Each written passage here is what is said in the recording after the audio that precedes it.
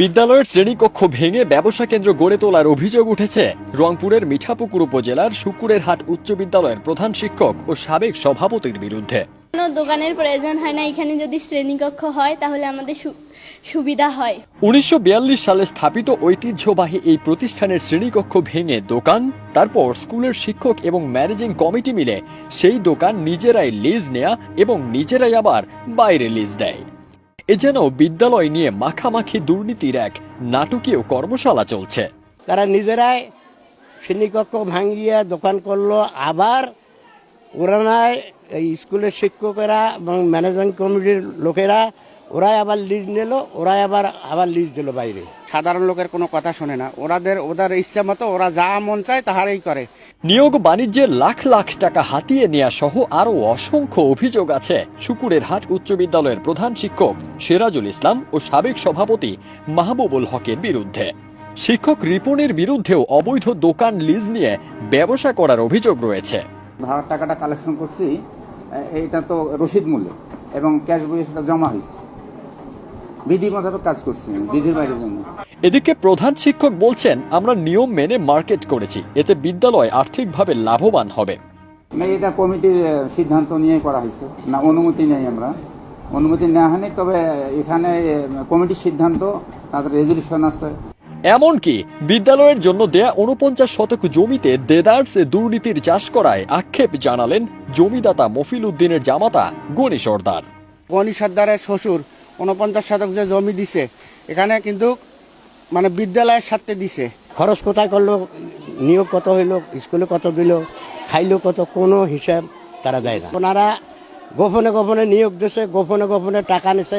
এক একটা ছেলের 15 লাখ করে টাকা, 3টা নিয়োগ দিচ্ছে 45 লাখ টাকা। অভিযোগের ব্যাপারে জানতে চাইলে শিক্ষক রিপন জানান, আমি একটি দোকান নিয়েছি লাইব্রেরি করার জন্য। কোন প্রক্রিয়ায় নিলেন এমন প্রশ্নে তিনি বলেন, এ ব্যাপারে আপনি অফিসে কথা বলেন, আমি কিছু বলতে পারবো না। আর সাবেক সভাপতি মাহবুবুল হককে ফোন করলে তার মুঠো ফোনটি বন্ধ পাওয়া যায়। লিজ নিচ্ছি আমি স্কুল থেকে, আমি আমার যেটা অংশ, যেটা ঘরের লিজ নিচ্ছি আমি স্কুল থেকে। স্কুল যেভাবে দিচ্ছে ওইভাবে দিচ্ছি। কর্তৃপক্ষ আছে, কর্তৃপক্ষের মাধ্যমে শোনেন এখানে আমি কি বলবো আর। কর্তৃপক্ষের কাছে জানেন কিভাবে, কর্তৃপক্ষের কাছে কপি আছে, সব আছে ওখান থেকে আপনি জানেন। এসব অভিযোগের প্রেক্ষিতে উপজেলা নির্বাহী কর্মকর্তার নির্দেশে মাধ্যমিক শিক্ষা কর্মকর্তা আব্দুল মমিন মণ্ডল গত 26 সেপ্টেম্বর বিদ্যালয়ে তদন্তে এসে ঘটনার প্রাথমিক সত্যতা পেয়েছেন। উপজেলা নির্বাহী কর্মকর্তার মাধ্যমে পরবর্তী ব্যবস্থা গ্রহণ করবেন বলে আশ্বস্ত করেছেন তিনি। এ সময় তার উপস্থিতিতেই একদল দুর্বৃত্ত হঠাৎ বিদ্যালয় পুনর্গঠনে সোচ্চারদের উপর বেপরোয়া হামলা চালায়। যতটুকু দেখলাম যে এই গেটের সামনে কিছু টয়লেট তৈরি করা হয়েছে এবং শিক্ষা প্রতিষ্ঠানের দোকান, শিক্ষা প্রতিষ্ঠানের ক্লাসরুমকে দোকান ভাড়া দেওয়া হয়েছে। তারপর ভালো লাইব্রেরি নাই এবং পাঠাগার নাই, এবং সেই সঙ্গে মেয়েদের নামাজ ঘর নাই,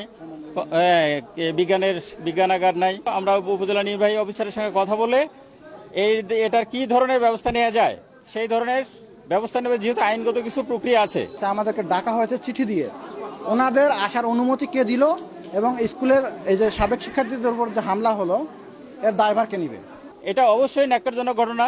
কোনো যদি কারো হাতে গায়ে হাত উঠে থাকে, এটা কিন্তু আইনসঙ্গত নয়।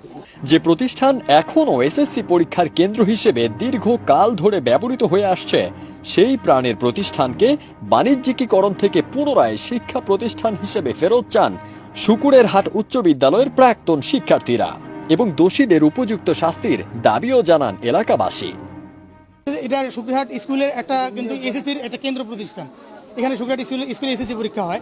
সেখানে এরা কিভাবে স্কুল প্রতিষ্ঠান ভেঙে বাণিজ্য মার্কেট করে দেয়, বাণিজ্যালয় যেটা আছে ওটাকে ভেঙে আবার পুনরায় স্কুলের রুম হিসেবে শিক্ষা প্রতিষ্ঠান হিসেবে মান ফিরিয়ে আনার জন্য আমাদের এখানে দাবি আর কি। আমরা চাই এর সুষ্ঠু বিচার হোক।